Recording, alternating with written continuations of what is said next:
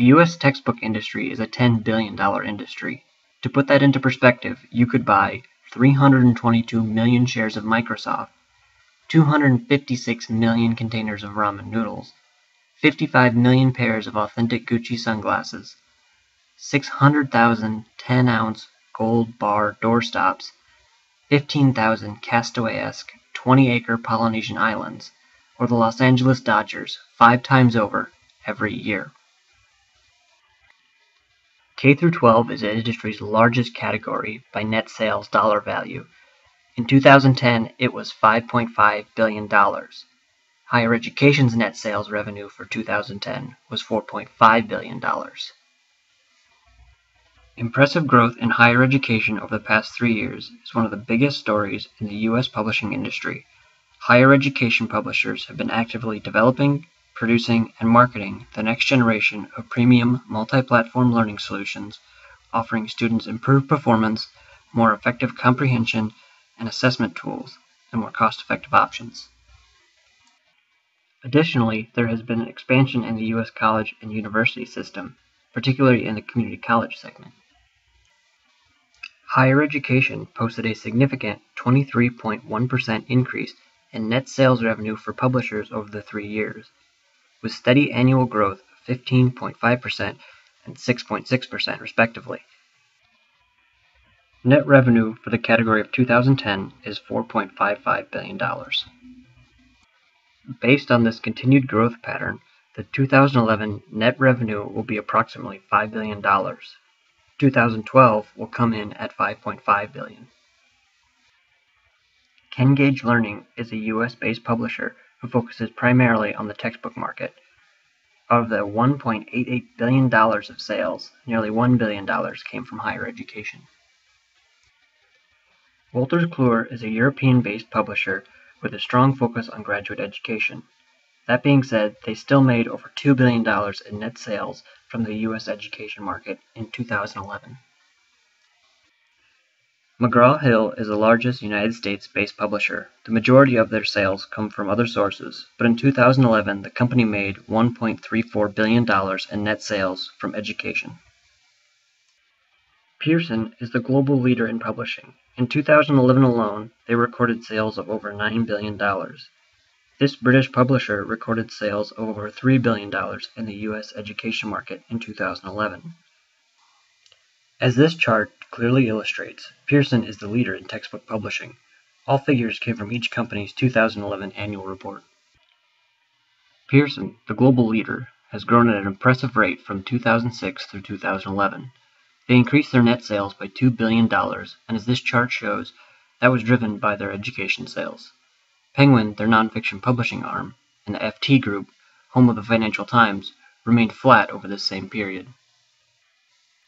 Not only did education directly push sales higher, it was the key driver to bottom-line growth as well.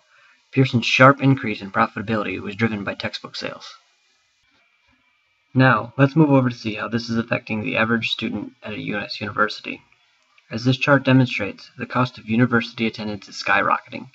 The price increase is nearly 250% compared to only 72% increase in inflation from 1986 through 2004. Just imagine where that number is today. As we have seen, the textbook industry has continued to grow at double digits every year. In 2011, the average cost of textbooks alone was $900. To put that into perspective, if you worked 40 hours per week, you would need to earn over $22.50 per hour to make $900. If you were only achieving minimum wage, like a lot of college-bound students, $900 is equivalent to over 3 weeks of work. A CBS News report talked with one professor who was offered by one textbook publishing company $2,500 to review their textbook. When the professor chose another company's textbook, the publisher said that the offer was only good if the professor chose their text for students to purchase. This method of publishers paying professors to adopt their textbooks is a common tactic for the textbook publishing industry. In a University of Michigan study titled The Investigation into the Rising Cost of Textbooks, the authors described 2 of the main reasons for the rising costs to students in purchasing textbooks. The first reason that the University of Michigan found was the frequency of new revised editions of textbooks that publishers roll out about every 3 years. With new editions on the market and teachers adopting these texts, the used book market for students to purchase cheaper copies dries up and students are forced to buy new editions. For the publishers, it's all about the new sale because that is where they make their money. The second reason that the University of Michigan found for the rising cost of textbooks is the process called bundling. Bundling is where publishers wrap many books together and sell it as a unit. This process, in effect, requires students to buy many books that they may not need, but because they need just one of the books, they have to purchase them all. Textbook companies are not the only entities that are making money off of students and their purchase of textbooks. Universities are also making money off their own students. Textbook companies are working with universities and colleges to develop custom textbooks for their students to buy. Publishers change their text slightly to incorporate information or research that the school's professors have worked on, or adding pieces that professors want. Because these texts are different from the original, students are subject to buy new books from the publishers. Since the texts are different, students can't go into the used textbook market and purchase a cheaper copy or sell their book because it is different. Because the universities help develop these custom textbooks, they receive a portion of the money made from the sales. By having custom textbooks, universities are making money off their students by forcing them to buy expensive new texts that they cannot sell to students at other institutions. Institutions such as Penn State, the University of Delaware, Sam Houston State University, the University of Alabama, New York University, the University of Nebraska at Omaha, and the University of Chicago use custom textbooks and require their students to use them. In 2008, the U.S. government passed the Higher Education Opportunity Act. The purpose and intent of this act is to help students gain affordable textbooks by decreasing the cost of textbooks to students through transparency and disclosure. University officials, professors, and bookstores will work together and disclose to students selection, purchase, sales, and use of course materials. While disclosure is necessary to a penny-pinching college student, it is important that the quality of education not be affected through the choice of books. Quality of education and getting students the best materials possible is most important and will be maintained. When a publisher provides a faculty member or bookstore a book, the publisher should also include the price available to the bookstore and what the price would be if available to the general public.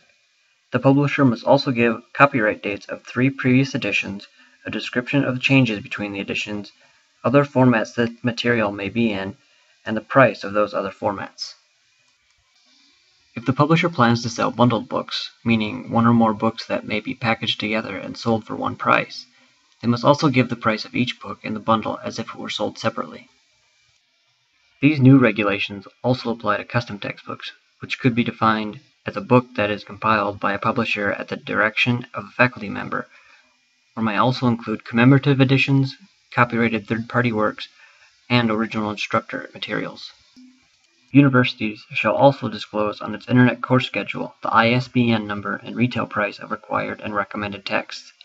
This gives the students the opportunity to shop around for the cheapest option available. Furthermore, on the written course schedule, it should provide notice of the textbook information available online and the Internet course schedule website. Universities and institutions are also encouraged to provide students information regarding rental book programs, buyback programs, alternative content, and any other cost-saving strategies.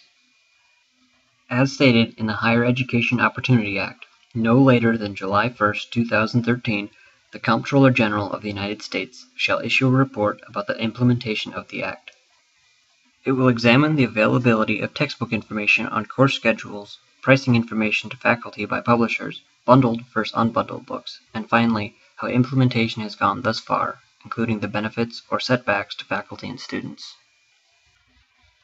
What must be maintained regardless of any regulation is the institutional autonomy and academic freedom of instructors to teach as they choose, to teach in order to give the students the best and most enlightened education possible. This act does not restrict or force a professor's or instructor's right to select college textbooks, supplemental materials, or other classroom materials. Educating the student is the most important.